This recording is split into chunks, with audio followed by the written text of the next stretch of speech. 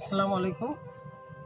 তো আজকে আমি আলোচনা করব যে আমরা আঙ্গুর গাছে কি কি ধরনের ঔষধ আমরা দিতে পারি। যেহেতু আমাদের আঙ্গুর গাছ একটি লতানো গাছ, আমাদের আঙ্গুর গাছের ক্ষেত্রে প্রচুর পরিচর্যা করতে হবে। কারণ আমরা যদি 1 বছরের ফলন পেতে চাই, সেক্ষেত্রে আমাদের আঙ্গুর গাছের যথাযথ যত্ন, নিয়মিত সার প্রয়োগ, ঔষধ প্রয়োগ, ছত্রাক, কীটনাশক, বিভিন্ন ধরনের ঔষধ আমাদের প্রয়োগ করতে হয়। পাশাপাশি পিজিআর, তারপরে হচ্ছে আবার আরও কিছু মাইক্রো নিউট্রিয়েন্ট, যেগুলা ভিটামিন, এই জাতীয় কিছু ওষুধ প্রয়োগ করতে হবে। তো আঙ্গুর গাছের ঔষধের ক্ষেত্রে আপনাকে লক্ষ্য করতে হবে যে গাছটা গ্রোথ অবস্থা থেকে একেবারে ম্যাচিউর অবস্থা পর্যন্ত আমাদের আঙ্গুর গাছে টোটালি যত্ন করে যেতে হবে। যেমন আমরা যখন আঙ্গুর গাছে রোপণের পরে আমরা প্রথম অবস্থায় যে ওষুধগুলো দেবে, সেটা হচ্ছে আপনাকে অবশ্যই ছত্রাকনাশক ঔষধ প্রয়োগ করতে হবে। ছত্রাকনাশক এবং কীটনাশক। সাধারণত সন্ধ্যার পরে এক ধরনের পোকা আসে আঙ্গুর গাছে, আঙ্গুর গাছের পাতাটা খেয়ে ফেলে। তো সেই জাতীয় পোকার ক্ষেত্রে আপনারা সবিক্রম, নাইট্রো ইত্যাদি ব্যবহার করতে হয়। যেহেতু সবিক্রম, সিনজেন্টার যে সবিক্রম ওষুধটা আছে, সেটা একটা ওয়াইড স্পেকট্রাম, মানে আপনার বিভিন্ন ধরনের পোকার ক্ষেত্রে সবিক্রমটা ভালো কাজ করে। তো আপনারা দেখেন যে আমাদের যে গাছগুলাতে এখান থেকে কিন্তু কোনো ধরনের পোকা খাওয়া নেই, একদম সতেজ পাতা। তো আমরা মূলত হচ্ছে সবিক্রম, নাইট্রো এই জাতীয় ওষুধ প্রচুর পরিমাণে প্রয়োগ করি। তা প্রচুর বলতে আপনার 3 থেকে 5 দিনের পর পর আমরা প্রয়োগ করি। তো পাশাপাশি আমরা আরও কিছু একই সাথে আমরা ব্যবহার করতে পারি, আমাদের ছত্রাকনাশক ব্যবহার করতে পারি। যেহেতু আঙ্গুর গাছ প্রচুর পরিমাণে ছত্রাক লাগে, তো সেক্ষেত্রে আমরা ছত্রাকনাশক, আপনি যে ধরনের ছত্রাকনাশক হাতের কাছে পাবেন সেটাই ব্যবহার করতে পারেন। তো ছত্রাকনাশকের ক্ষেত্রে আমরা কার্বনডাজিম, ম্যানকোজেবটা মূলত হলো আমার খুব বেশি ভালো কাজ করে। যেহেতু ম্যানকোজটা বেশি দরকার, আপনার ম্যানকোজেব এবং কার্বনডাজিম বা উভয় আছে যে গ্রুপ, যে কোম্পানির ওষুধগুলোতে।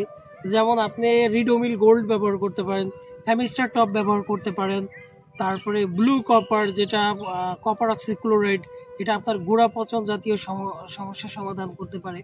তো কপার আপনারা পরপর একই ওষুধ বারবার না দিয়ে একটু ঘুরিয়ে ফিরিয়ে ওষুধগুলো ব্যবহার করবেন, যাতে ওষুধটা আপনার ভালো কাজ করে।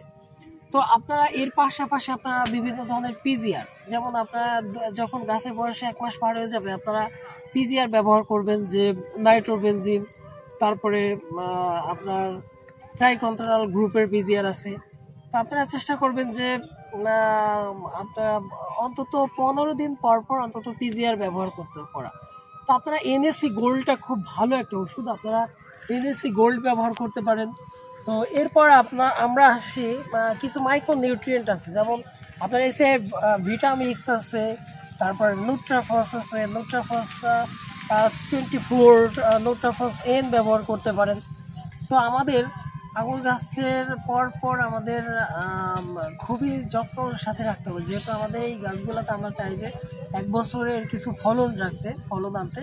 তো আপনারা চেষ্টা করবেন যে আঙ্গুর গাছে নিয়মিত সার প্রয়োগ। আপনারা সারের ক্ষেত্রে যখন 1-2 মাস পার হয়ে যাবে, তখন আপনারা ইউরিয়াটা ব্যবহার করতে হয়, খুব সামান্য 10 গ্রাম প্রতিটা গাছের গোড়াতে 10 গ্রাম। গাছ যখন একটু ম্যাচিউর হবে, সেক্ষেত্রে আপনারা 20 গ্রাম ব্যবহার করবেন। তারপরে পটাশ সার, এবং আপনার এরপর আছে ইউরিয়া, পটাশ, তারপর আছে হচ্ছে ডিএবি। আপনারা বিভিন্ন ধরনের সার, এগুলা মাত্রাতিরিক্ত ব্যবহার করবেন না। তো আপনার গাছের গোড়াগুলোতে রিং করে আপনারা সারগুলো ব্যবহার করবেন।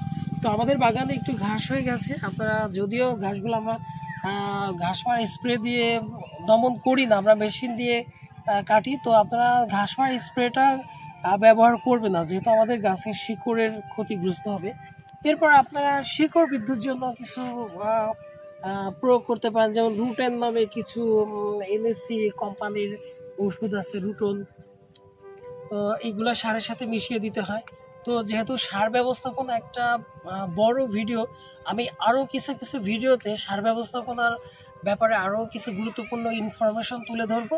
তো আজকের মতো এই পর্যন্ত, সবাই ভালো থাকবেন। আসসালামু আলাইকুম।